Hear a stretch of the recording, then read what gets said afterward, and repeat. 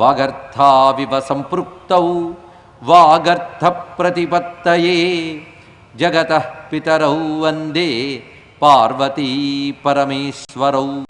వామే భూమిసుతా పురశ్చ హనుమాన్ పశ్చాత్ సుమిత్రాసుతః శత్రుఘ్నో భరతశ్చ పార్శ్వదళయోః వాయువాదికోణేషు చ సుగ్రీవశ్చ విభీషణశ్చ యువరాట్ తారాసుతో జాంబవాన్ మధ్యే నీలసరోజకోమలరుచిం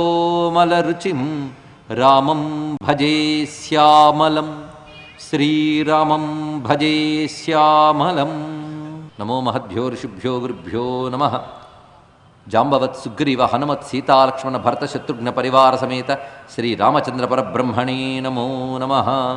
అకంపనుడు వెళ్ళి రాముడితో చెప్తున్నాడు, ఇదిగో నువ్వు జనస్థానం అని పెట్టేవే, ఆ జనస్థానంలో ఉన్నటువంటి 14,000 మంది రాక్షసులు ఖరదూషణ త్రిశూరులు సంహరింపబడ్డారు తెలుసా.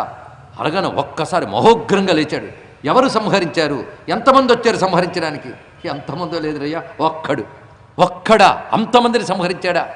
ఎందుకంటే రావణుడు మహావీరుడు, సర్వ యుద్ధ విద్యలు తెలిసినవాడు. ఒక్కడు అంతమందిని కొట్టాడంటే వాడి బలం ఎలాంటిదై ఉంటుంది, వాడి తపస్సు ఎలాంటిదై ఉంటుంది ఊహించగలడు. ఈయన తపస్సంపన్నుడు, సర్వశస్త్రాస్త్రవేత్త, యుద్ధ విద్యలు తెలిసినవాడు. అందుకే ఒక మహావీరుడే మరొక మహావీరుడిని అర్థం చేసుకోగలడు. తెలుసుకోండి ఇక్కడ. అదే మహావీరుడైన రావణాసురుడు 14,000 మందిని ఒక్కడు కొట్టేయంటే అప్పుడు ఆయనకు అంచనా వస్తుంది, ఎవడయ్యవాడు అన్నాడు. అతడా రాముడని ఒక ఆయన ఉన్నాడు, ఆయన వచ్చి ఆ పని చేశాడు. వాళ్ళ తమ్ముడు ఉన్నాడు, ఆయన ధనుసు తీయలేదు కానీ ఆయన కూడా ఈయనకేం తీసిపోడు, అంతకంత పరాక్రమం కలిగినవాడు. అలాంటి ఆ రామచంద్రమూర్తి మొత్తం ఆయన ఒక్కడు కొట్టాడయ్యా. అసలు బాణాలు ఎలా ఉన్నాయో వర్ణిస్తాడు ఇక్కడ. నేను విషయం పెరిగిపోతుందని చెప్పట్లేదు కానీ ఆ బాణాల లక్షణం చూపిస్తాడు. ఒక్కొక్క బాణం ఒక్కొక్క రకంగా, కొన్ని బాణముల గుంపులు కొన్ని రకాలుగా ఉంటూ ఏ బాణములు ఏ లక్షణాలతో ఉన్నాయో వర్ణించాడు. ఇదంతా చూస్తే ధనుర్విద్య అని ఒక మహాశాస్త్రం గురించి చెప్తున్నాడు. యజుర్వేదానికి ఉపవేదంగా ఉండే ధనుర్వేదం. అసలు మన విద్యలు మనకు తెలియని రోజుల్లో ధనుర్వేదం ఎంతమందికి తెలుస్తుందండి? మీకు ఒక ఇన్ఫర్మేషన్ ఒకటి చెప్తూ ఉన్నాము. కొద్ది కాలం క్రితం ఇందిరాగాంధీ గారు ప్రధానమంత్రిగా ఉన్నప్పుడు భారతదేశం నుంచి ఒక అంబాసిడర్, అంటే తెలుసు కదా, దూత, ప్రతినిధి, ఆయన జర్మనీకి వెళ్ళాడు. అంటే జర్మనీకి భారతీయ దూతగా పిలువబడ్డాడు.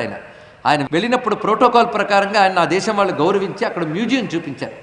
ఆ మ్యూజియంలో మన భారతీయుడి ఫోటో ఒకటి ఉన్నది. చక్కగా విభూది పెట్టుకుని పంచే ఉత్తరీయం వేసుకున్నాడు ఆయన. ఈయన ఆశ్చర్యపోయాడు, ఈ ఫోటో ఇక్కడికి ఎలా వచ్చింది అని. ఇది హిట్లర్ గారు పెట్టుకున్న ఫోటో అని చెప్పారు. ఏమిటయ్యా అంటే, హిట్లర్ 2వ ప్రపంచ యుద్ధం కోసం రకరకాల ఆయుధాలు మొదలైనవి నిర్మాణం చేయాలని సంకల్పించుకున్నప్పుడు భారతదేశం నుంచి ఒక మహావేద పండితుడిని పిలిపించుకుని అతని ద్వారా చాలా అధ్యయనం చేస్తూ ఉన్నాడు అని. ఇదే విధంగా మనకి అంతరిక్ష పరిశోధనా సంస్థలు పాశ్చాత్య దేశాల్లో ఏవున్నాయో వాటన్నిట్లోనూ కూడాను భోజమహారాజు రచించిన సమరాంగణ సూత్రధార అనే యుద్ధ విద్యకు సంబంధించిన శాస్త్రము, భరద్వాజుడు రచించిన వైమానిక శాస్త్రము మొదలైన గ్రంథాల తాళపత్రాలు ఉన్నాయి అని ఒక ఆధారాలు కనబడుతున్నాయి. కానీ మనవైన గొప్పతనం ఏది చెప్పినా తీసి పారేసేవాళ్ళు ముందు భారతదేశంలోనే ఉన్నారు. అవునా లేదా? మనదైన గ్రంథం నేర్పబోతే అంత కాషాయీకరణ చేస్తున్నారు, ముందు మనవాళ్ళే చదవనివ్వరు. కానీ పాశ్చాత్యులు చదువుతున్నారు, ఇది గుర్తుపెట్టుకోండి. అందుకే ఇప్పుడు నాసాలో, అంటే అంతరిక్ష పరిశోధనా సంస్థ అమెరికాలో ఉన్న దాంట్లో సుమారు 10,000 సంస్కృత గ్రంథాలు అక్కడ ఉన్నాయి. అక్కడ వాళ్ళకి సంస్కృతం బోధింపబడుతూ ఉన్నదని కూడా తెలుసుకోండి. ఇక్కడ ఇన్ని శాస్త్రాలు మనకున్నాయి. ఇంతకీ ఆ ఫోటో కింద పేరుంది ఆయన ఎవరిదో, జర్మనీలో. ఆయన పేరు దండిభట్ల విశ్వనాథ శాస్త్రి, రాజమండ్రికి చెందిన వేద పండితుడు. ఆయన ఫోటో జర్మనీలో ఉంది, పరిశీలించండి. ఇక్కడ ఇది కేవలం సూచనగా చెప్పాం. అంటే వేదాన్ని ఆధారం చేసుకుంటూ గాంధర్వ వేదం, ధనుర్వేదం, ఆయుర్వేదం ఇవన్నీ ఉపవేదములుగా చెప్పబడుతున్నాయి. అలాంటి ధనుర్వేదాది విద్యల్లో ఎన్ని ఉన్నాయో మనకు తెలియదు. కానీ మనదైన విద్యల్ని కేవలం మత విద్యలుగా పక్కన పెట్టేశాం.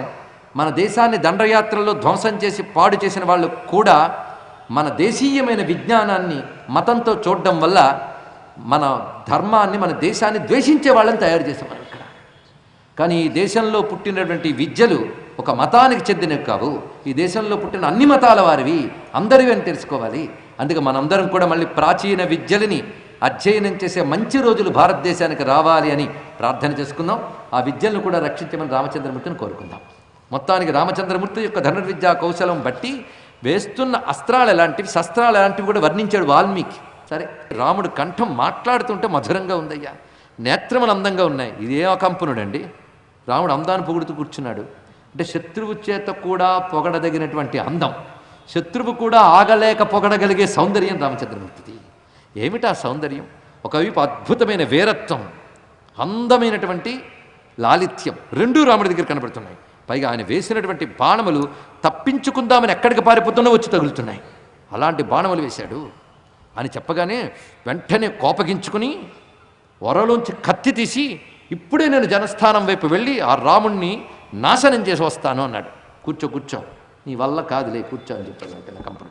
ఏమనుకుంటున్నావు? నేను చెప్పి జాగ్రత్తగా విన్నావా? ఒక్కడు 14,000 మందిని ఒంటి చేత్తో మొత్తం 3 గడియల్లో కొట్టాడు ఆయన. ఇది తెలుసుకో. ఇప్పుడు ఆయన మీదకు నువ్వు ఎలా వెళ్ళగలవు? ఒక్కటి, నేను రాముణ్ణి మొత్తం పరిశీలించాను. ఆ పరిశీలన బట్టి నీకు చెప్తున్నాను రాముడు ఎలాంటి వాడు చెప్తున్నాను. అసాధ్య కుపితో రామో విక్రమేణ మహాయశా ఆపగాయా సుపూర్ణాయా వేగం పరిహరిచ్చరై. రామచంద్రమూర్తి తలంచుకుంటే తన బాణ వేగంతో పొంగులు గడుతున్నటువంటి సముద్రాన్ని ఇంకించగలడు, గాలిని స్తంభింపజేయగలడు, కదులుతున్న గ్రహాల గతుల్ని ఆపగలడు, నదుల్ని ఆపగలడు, ప్రకృతిని శాసించగలడు. అతడు రాముడు. అదేవిధంగా సంహృత్యవా పునర్లోకాన్ విక్రమేణ మహాయశా శక్తస్స పురుష వ్యాగ్రహ స్రష్టుం పునరపి ప్రజా. వాల్మీకి ఇచ్చిన శ్లోకాల్లో ముత్యాలు లాంటి శ్లోకాలండి. ఇలాంటివి పట్టుకోవాలి. ఇక్కడ రహస్యం చెప్తున్నాడు అకంపనుడు. ఏమనంటే అతడు తలంచుకుంటే క్షణకాలంలో మొత్తం విశ్వాన్ని నాశనం చేయగలడు. ఈ మాట ఎవరైనా మహావేగం చూపించినప్పుడు అనడం సహజం. కానీ రెండో మాట ఒకటి అంటున్నాడు, అది చాలా ముఖ్యం. తలంచుకుంటే క్షణంలో ప్రపంచానంతటి నాశనం చేయగలడు, మరుక్షణంలో తిరిగి సృష్టించగలడు. అతడు రాముడు చెప్తున్నారు. మరుక్షణంలో సృష్టించగలడంటే అర్థం ఏంటి? సృష్టి స్థితి లయలు చేయగలిగేటువంటి బ్రహ్మ విష్ణు రుద్రాత్మకమైనటువంటి పరబ్రహ్మ రాముడు. ఇది అకంపనుడికి తెలిసి అంటున్నాడా? వెంటనే అకంపనుడికి తెలుసు కదండి అని ప్రశ్నించకండి. అకంపనుడికి తెలియదు, కానీ ఆ ప్రతాపం చూస్తే అకంపనుడికి తెలియకుండానే అతడు గుండెలోంచిన పరబ్రహ్మ అని తెలుస్తుంది. అక్కడ కనబడ్డవాడు పరబ్రహ్మ అయినప్పుడు చూసేవాడు ఎలాంటి వాడైనా వాడికి తెలియకుండా మాట వస్తుంది. పరబ్రహ్మ అనే మాట రాకపోవచ్చు, కానీ రాముడి లక్షణం చూస్తే మాత్రం సృష్టి స్థితి లయలు 3 చేయగలడు. ఎందుకంటే ఈయన హింసాపరాయణుడు కాడు, నాశనకర్త కాడు. రక్షణ కోసమే హింస చూపిస్తున్నాడు, అహింస కోసం హింస చూపిస్తున్నాడు, కానీ హింస ఇందులో లేదు. అందుకే అహింస కోసం చూపించే హింస కూడా అహింసయే. ఇది గుర్తుపెట్టుకోండి. ఇక్కడ ఈ విషయం మనకు అర్థం కావాలి. ఇక్కడ అలాంటి అహింస రాముని దగ్గర ఉంది. ఆ ప్రతాపం అలాంటిది. అందుకే ఎవడయ్యా సృష్టిని లయింపజేయగలడు అంటే తిరిగి సృష్టించగలిగేవాడే లయింపజేయాలి. అందుకే ఒకటి నాశనం చేశారంటే తిరిగి మళ్ళీ సృష్టించగలడా తెలుసుకోవాలి. ఇక్కడ రామచంద్రమూర్తి ఒకటి డిస్ట్రక్ట్ చేశారంటే మళ్ళీ కన్స్ట్రక్ట్ చేయగలడు, అది తెలుసుకోండి. ఇక్కడ అది రాముడు. సతారగ్రహ నక్షత్ర నభశ్చాప్యవసాదయేత్ అసౌ రామస్తు మజ్జంతీం శ్రీమాన్ అభ్యుద్ధరేన్మహీం. ఏమి వాల్మీకి, ఏమి శ్లోకాలండి, ఎంత మధురంగా చెప్తున్నాడు. తారకలతో గ్రహాలతో కూడినటువంటి సమస్తమైన భువనాల్ని నశింపజేయగలిగిన ఈ స్వామి నీటిలో మునిగిపోతున్న భూమిని ఉద్ధరించగలడు అన్నారు. ఇక్కడ అనగానే వరాహస్వామి అవతారాన్ని స్ఫురింపజేస్తున్నారు. మునిగిపోతున్న భూమిని ఉద్ధరించగలడు అంటే వరాహమూర్తి ధ్వనిస్తున్నాడు. మునిగిపోతున్న భూమిని ఉద్ధరించగలడు అంటే అనేక అకృత్యాలతో అల్లల్లాడిపోతున్న భూమిని తిరిగి రక్షించగలవాడు అనే భావాన్ని కూడా చూపిస్తున్నారు. రాముడు అవతరించిందే భూమిని రక్షించడానికి, అంటే భూమిలో ఉన్నవారిని రక్షించడానికి, భూమిలో ఉన్న ప్రకృతిని రక్షించడానికి. నహిరామో దశగ్రీవా శక్షోజేతుం త్వయా యుధి. నువ్వు ఎంత గింజుకున్నా రాముని యుద్ధములో ఓడించలేవు. అకంపనుడు పెద్ద స్టేట్మెంట్ ఇచ్చాడండి ఇక్కడ. ఓడించలేవు. ఎలాగూ అంటే పాపాత్ములు స్వర్గాన్ని ఎలా పొందలేరో నువ్వు రాముణ్ణి అలా ఓడించలేవు. ఉపమానం అలా ఇచ్చాడు. స్వర్గ పాపజనేరివ. నేను నీకు ఉపాయం చెప్తున్నాను. ఆయన భార్య ఉందే, భార్య తస్యోత్తమా లోకే సీతానామ సుమధ్యమా. ఆయన భార్య సీత. నేను ఆవిడ్ని చూశాను. ఆవిడ నిజానికి దేవకాంత, గంధర్వకాంత, అప్సరకాంత, దానవకాంత ఎవరు సరిపోరానికి. అయినప్పటికీ మనుష్య కాంతలా కనబడుతోంది, కానీ దేవదానవుల్లో కూడా అలాంటి కాంతి స్వరూపుని ఎక్కడా చూడలేదు సుమా. నేను పరిశీలించింది ఏంటంటే సీత లేకపోతే రాముడు ఉండలేడు, అది గమనించాను. ఆవిడ పక్కనుంది కనుక ఇవన్నీ. ఈ విషయంలో మాత్రం నిజమే చెప్పాడు అకంపనుడు. సీతమ్మ రాముని శక్తి. శివశక్త్యాయుక్తో యది భవతి శక్త ప్రభవితం. ఆ రహస్యమే సీతారాముల కథ. ఇది తెలుసుకోండి ఇక్కడ. అందుకే శివశక్తి ఉపాసకులైన శ్రీవిద్యోపాసకులకి రామాయణమంతా శ్రీవిద్యగా కనబడింది. అది సత్యమే, సందేహమే లేదు. పరమేశ్వరుడు ఆయన శక్తి. ఈశ్వరుని మీరు విష్ణువు అంటే ఆవిడ లక్ష్మి. మొత్తానికి ఉన్నది ఒకటే ఈశ్వరుడు, ఒకటే శక్తి. ఆ శక్తి ఈశ్వరులే సీతారాములు. అందుకే సీతమ్మని పక్క తొలగించు. ఎందుకంటే శూర్పణకు కూడా ఏదో పిచ్చి కబుర్లాడుతూ వెళుతూ ఉంటే ఆయన క్షమించేవాడే. సీతను మింగేస్తాను వస్తేనే అప్పుడు విజృంభించాడు రాముడు. కనుక సీతను కానీ పక్కకి తీస్తే ఆయన బలహీనుడవుతాడు, అప్పుడు కొట్టేయవచ్చు. ఇది వాడు బుద్ధికి తోచిన ఊహ. ఆ ఊహ ఎప్పుడు తోచిందో ఈ ఉపాయం బట్టి నేను ఆలోచిస్తానని రావణాసురుడు బయలుదేరి మారీచుడు అనబడే ఆయన ఆశ్రమానికి వెళ్ళాడు. మారీచాశ్రమానికి చేరుకున్నాడు. సమారీచాశ్రమం ప్రాప్య తాటకేయముపాగమత్. మారీచుడు గుర్తున్నాడా? ఎప్పుడో యాగరక్షణలో చిన్నప్పుడు కొట్టాడు రాముడు. వీడిని ఎగరగొట్టాడు, ఇంకొని తగలబెట్టాడు మహానుభావుడు. ఎందుకు ఎగరగొట్టాడు? ఇప్పుడు పనికొస్తాడు వాడు. రావణాసురుడు బయలుదేరి మారీచుడు అనబడే ఆయన ఆశ్రమానికి వెళ్ళాడు. మారీచాశ్రమానికి చేరుకున్నాడు. సమారీచాశ్రమం ప్రాప్య తాటకేయముపాగమత్. మారీచుడు గుర్తున్నాడా? ఎప్పుడో యాగరక్షణలో చిన్నప్పుడు కొట్టాడు రాముడు. వీడిని ఎగరగొట్టాడు, ఇంకొని తగలబెట్టాడు మహానుభావుడు. ఎందుకు ఎగరగొట్టాడు? ఇప్పుడు పనికొస్తాడు వాడు. వాడు ఎలా ఉన్నాడంటే ఒక ఆశ్రమం వేసుకుని జపం చేసుకుంటూ పవిత్రంగా ఉన్నట్టు మారీచుడు. ఇంత మంచి బుద్ధులు ఎప్పుడు పుట్టాడు ఆ రాక్షసుడికి. సరే, రావణాసురుడు తిన్నగా వెళ్ళగానే ఎంతైనా తమ రాజు చక్కగా పిలిచి కూర్చోబెట్టాడు. ఎన్నైనా బాగున్నావా ఏమిటని. బాగున్నాను, నీతో పనిపడి వచ్చాను అన్నాడు. ఏమిటా మంచి పని చెప్పు అన్నాడు. మంచి పని నువ్వు అనుకుంటే సంతోషమే, కానీ ఆ పని ఏమిటి అంటే రాముడు అనేవాడు వచ్చేట్టి అడవిలోకి నీకు కానీ తెలిసిందా? తెలిసింది. ఆయన భార్య అది సీతట, చాలా అందంగా ఉంటుందట. అవును, ఆమెను అపహరించాలి, అందుకొచ్చాను నేను. దానికి రాముడితో యుద్ధం చేసే పని చేయలేం అని తెలిసింది నాకు. నువ్వు ఒక తెలివితేటలు ఉపయోగించి ప్లాన్ నేనే ఇస్తాను. ఎలాగో ఒక మాయను ఉపయోగించి రామలక్ష్మణులు ఆ ఆశ్రమంలో లేకుండా చేస్తే నేను సీతను అపహరించి తీసుకుపోతాను. ఇది చెప్పాడు. దానికి నీ సహకారం నాకు కావాలి. రామలక్ష్మణులు ఆశ్రమం నుంచి బయటికి వెళ్ళిపోయేటట్టుగా అక్కడ లేకుండా ఉండేటట్టు చేయడానికే నీ సహాయం కావాలి అనగానే మారీచుడు ఒక్కసారి చూసి, ఎవడో నీకు మిత్రుల్లా కనబడే శత్రువు నీ దుంపనాశనానికి సలహా ఇచ్చాడయ్యా అన్నాడు. ఇక్కడ దుంపనాశనం అంటే సమూల నాశనం, మొత్తం నాశనం అవ్వడానికి సలహా ఇచ్చాడు. ఇక్కడ ఎవడో కానీ నీ దగ్గర మంత్రుల్లో ఇచ్చాడా? అయితే వాడు తప్పకుండా నీకు మిత్రుల్లా కనబడే శత్రువే, ఇది గుర్తుపెట్టుకో. రాముడితో యుద్ధం అంటే ఏమనుకున్నావు? ఒక మదపు టేరుగుని ఢీకొనడం ఎంత కష్టమో, ఆకలిగొన్న సింహంతో ఎదురు తిరగడం ఎంత కష్టమో, రాముడితో యుద్ధం చేయడం అంత కష్టం. నీకు సలహా ఇచ్చిన వాడు ఏం చేశాడంటే రాముడితో యుద్ధానికి తలపడితే చేశాడు. అంటే హాయిగా నిద్రపోతున్న వాడి మీద ఎవడో మాడు పగలగొట్టేట. అలా ఉన్నది నీ పరిస్థితి. ఇప్పుడు సుఖంగా ఉన్నా ఉండకుండా ఈ దుర్బుద్ధులు ఎందుకు పుట్టాయ్యా?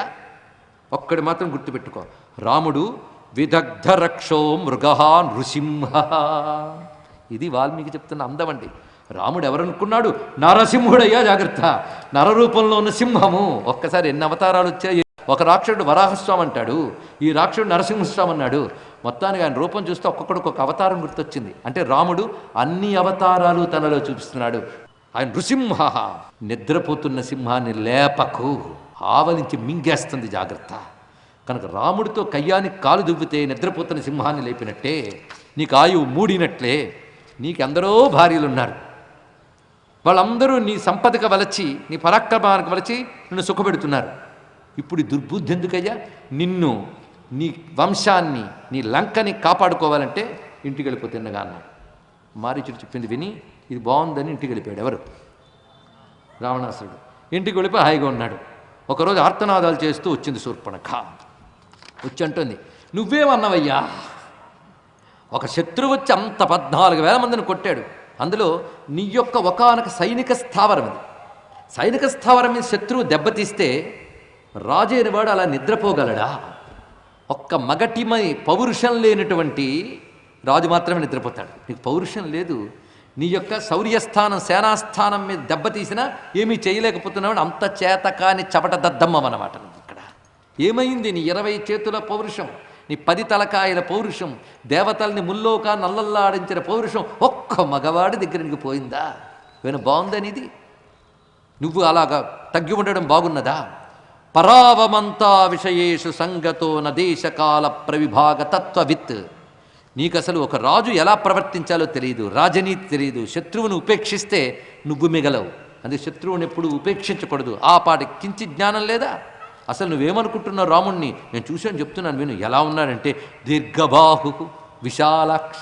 మళ్ళీ రాముడు అందమంతా ఏకరూపడుతుందండి మొత్తం ఇక్కడ. ఫలమూలాసినౌ దాంతౌ తాపసౌ బ్రహ్మచారిణౌ పుత్రౌ దశరథస్యైతౌ చాపబాణాసిధారిణౌ. ఎక్కడ విన్నట్టుంది కదా మీరు రామరక్షాస్తోత్రంలో. ఆ శ్లోకాలన్నీ శూర్పణఖ రాముడి గురించి చెప్పిన శ్లోకాలు చూడండి. అంత గొప్పగా మనం రామరక్షాస్తోత్రం చెప్పుకుంటున్నాం. అంటే రాక్షసులైనా సరే రాముడి గురించి చెప్తే పొగడకుండా ఉండలేరు దీన్ని బట్టి తెలిసింది. శత్రువు చేత కూడా పొగడబలే కీర్తి కలిగిన మా రామచంద్రమూర్తికి నమస్కారం. ఇక్కడ కందర్ప సమరూపశ్చ రామో దశరథాత్మజ చక్రచాపనిభంచాపం వికృష్య కనకాంగదం దీప్తాన్ క్షిపతి నారాచాన్ సర్పానివ మహావిషాన్. అంత అందగాడైన రాముడు ధనుస్సు పట్టగానే ధనుస్సులోంచి పొట్టల్లోంచి పాములు వచ్చినట్టు వచ్చాయ్యా ఒక్కొక్క బాణము. పాములు విషాలు మింగుతూ లాగేసినట్టు అందరు ప్రాణాలు లాగేశాయి. ఇక్కడ నేను చూశాను రూపాన్ని. వాళ్ళ ఆవిడుందే మహాసౌందర్య రాశి. కానీ రాముడి దగ్గర ఏమైందంటే ఇంత వికారమైన దాన్ని భారీగా పుచ్చుకున్నావెందుకు అని తిట్టింది శూర్పణఖ. ఇప్పుడేమో పొగుడుతోంది సీతమ్మని. సీతమ్మ సామాన్యురాలు కాదు, ధర్మపత్ని ప్రియాభర్తు నిత్యం ప్రియహితేరత. అంతేకాదు, అలాంటి అందగత్తె లోకంలో ఎక్కడా లేదు. అసలు నీకు భార్య కావలసినది కాబట్టి నువ్వు సుఖాలు అనుభవించాలంటే ఆమెను తీసుకొచ్చేయి అంటున్నాడు ఇక్కడ. అంటోంది శూర్పణఖ. ఏది చెప్తే రావణుడిలో కామ వికారం ప్రకోపింపబడి తప్పు చేయడానికి సిద్ధమవుతాడో ఆ మాటను చెప్తోంది శూర్పణఖ. ఏది చెప్తే లేస్తాడో ఆ మాట చెప్పింది ఇక్కడ. కనుక నువ్వు బయలుదేరి చేయవలసినదే అని అనగానే అప్పుడు మళ్ళీ మనస్సు మార్చుకుని మళ్ళీ మారీచుడి దగ్గరికి వెళ్ళిచ్చాడు. ఎన్నైనా మళ్ళీ తయారయ్యావన్నాడు మారీచుడు. ఏం మనసు మార్చుకుని వెళ్ళావు, మళ్ళీ ఏం బుద్ధి పుట్టింది అంటే పూర్వ బుద్ధి అని చెప్పాడు. నువ్వు ఎలాగో అలాగా మాయ చేసి నువ్వు రామలక్ష్మణ అక్కడి నుంచి పంపించు. ఎలా మాయ చేయాలో చెప్తాను. నీకు మాయ జంతువు వేషం వేయడం తెలుసు అని నాకు తెలుసు. ఒక మాయలేళ్ళ తయారీ అక్కడికి వెళ్ళు. తప్పకుండా ఆకర్షితులై వాళ్ళు నువ్వు కావాలనుకుంటారు. అప్పుడు దూరంగా పరిగెత్తు. నిన్ను వేటాడడానికి వచ్చినటువంటి రాముడు లక్ష్మణుడు వాళ్ళు దూరం అయిపోతారు. ఆ సమయంలో నేను మాయతో ప్రవేశించి సీతమ్మను అపహరిస్తాను. ఇది వాడు వేసిన ప్రణాళిక. వెంటనే మొత్తం మీద నీ రాజ్యంలో మంచి చెప్పేవాళ్ళు లేరని నాకు ఇప్పుడు తెలుస్తుంది. రాజుకు దుర్బుద్ధులు పుడితే పుట్టవచ్చుగాక, కానీ వాడిని సవరించగలిగే మంత్రులు లేనప్పుడు ఆ రాజుని ఎవడు కాపాడలేడు. మొత్తానికి నీ రాజ్యంలో సరైన మంత్రులు లేరు. లేదా నీకు హితమైనది చెప్తే నీకు నచ్చదని నీకు ప్రియమైనది చెప్తున్నారా అన్నాడు. చూడండి, లోకంలో రెండు రకాల మాటలు ఉంటాయి. మనకు నచ్చకపోవచ్చు కానీ క్షేమం కలిగిస్తాయి. కొన్ని మన క్షేమం కలిగించవు, నచ్చుతాయి. కానీ మన ప్రయోజనం కోరేవారు మనకి నచ్చేవే చెప్తారు కానీ హితమైనవి చెప్పరు. ఎందుకంటే మంచి చెప్పారనుకోండి వాడి మీద మనకు కోపం వస్తుంది. ఎందుకు? అది వాడిని కాస్త పొగడేస్తూ మీరు చేసింది ఏదైనా సరే మంచిదే అని చప్పట్లు కొడుతుంటే వీడు హాయిగా గడిపవచ్చు. అలాంటి వాళ్ళు ఎక్కువ మంది ఉంటారు. కానీ నచ్చినా నచ్చకపోయినా సరే నీకు హితమైనదే చెప్పేవాడు దొరకడు, వినేవాడు దొరకడు, తెలుసుకున్నారు. ఆనాడు వాల్మీకి రామాయణంలో రాసిన శ్లోకం ఈనాటికి నిజమవుతుంది. చూడండి ఇక్కడ. అందుకే మానవులు అనే వాళ్ళు ఉన్నంతకాలం రామాయణం ఉంటూనే ఉంటుంది. మానవ స్వభావాలే అదే రామాయణంలో చూపిస్తున్నారు. సులభాహ పురుషా రాజన్ సతతం ప్రియవాదిన అప్రియస్య చ పథ్యస్య వక్తా శ్రోతా చ దుర్లభ. రామాయణంలో సుభాషితాలు అని తీస్తే కొల్లలు కొల్లలు రత్నాలు రాలుతాయండి. మీ పిల్లలకి ఇవ్వండి, బాగుపడతారు. తెలుసుకోండి, ఇదో సుభాషితం. సృష్టిలో ఇష్టమైనవి చెప్పేవాళ్ళు చాలామంది దొరుకుతారు. కానీ ఇష్టం లేకపోయినా హితమైనవి చెప్పేవాళ్ళు దొరకడం కష్టం, వినేవాళ్ళు దొరకడం కష్టం. అందుకే నీ దగ్గర ఎవరు హితం చెప్పలేదేమో, చెప్పినా నువ్వు వినలేదేమో, నువ్వు బాగుపడే యోగము లేదేమో. ఎందుకంటే నాశనకాలం దాపురించినప్పుడు ఇలాంటి బుద్ధులు పుడుతుంటాయి. ఆ నాశనకాలం ఖచ్చితంగా ఉన్నప్పుడు మంచి చెప్పిన వినరు. అందుకే నీకు చెప్పినా వినకుండా మళ్ళీ వస్తున్నావు. ఎందుకంటే నీలాంటి కామాతురుడు, నీలాంటి దుష్ట స్వభావి, నీలాంటి పాపాత్ముడు, నీలాంటి మతి లేనివాడు నాశనం కాకేమవుతాడు అన్నాడు. అంత ధైర్యంగా చెప్పాడండి ఇక్కడ. ఇవన్నీ తిట్లుకావు. ఎందుకంటే ఇంతకుముందు రావణుడు ఏం మాట్లాడతాడు తెలుసా? ఆ రాముడు క్రూరుడు కాకపోతే 14,000 మందిని చెప్తాడా? మా చెల్లెల్ని అవమానించాడు, అందుకోసం నేను ఇప్పుడు ఈ ఉద్యమానికి పూనుకున్నాను. చెల్లెల మీద ప్రేమ ఏమీ లేదండి, కామాతురుడే చేసిన పాపమే తప్ప చెల్లెలి ప్రేమేమీ కాదు. తెలుసుకోండి ఇక్కడ. ఇలా మాట్లాడితే మారీచుడు సమాధానం చెప్తున్నాడు. ఆయన దగ్గర ఒక్క దుర్గుణం లేదయ్యా, ఉన్నవన్నీ తమరి దగ్గర తెలుసుకోండి ఇక్కడ. అందుకే మహాత్ముల్లో దుర్గుణాలు చూస్తున్నావంటే నీలా ఉన్నాయి కనుక ఆయనలో చూస్తున్నావు. నువ్వు కామాతురుడివి, త్వద్విధ కామవృత్త, దుశ్శీల, పాపమంత్రిత. నీలాంటి వాడు ఉన్నాడే, వాడు తాను నాశనమే కాకుండా అందరికీ నాశనాన్ని తీసుకొచ్చి పెడతాడు సుమా. రాముడు ఏమనుకున్నావు, నువ్వేమన్నావు, తండ్రి వెళ్ళగొడితే వచ్చేసేట, ఒక ఆడదాని మాట పట్టుకుని వచ్చేసాడ. కానీ తండ్రి ఆయన్ని వెళ్ళగొట్టలేదు, ఆయన ధర్మ మార్గాన్ని అనుసరించి పెడుతున్నాడు. చూడండి, ఇప్పుడు చాలామంది వేస్తున్న ప్రశ్నలకి ఆనాడు మారీచుడే సమాధానం చెప్పాడు.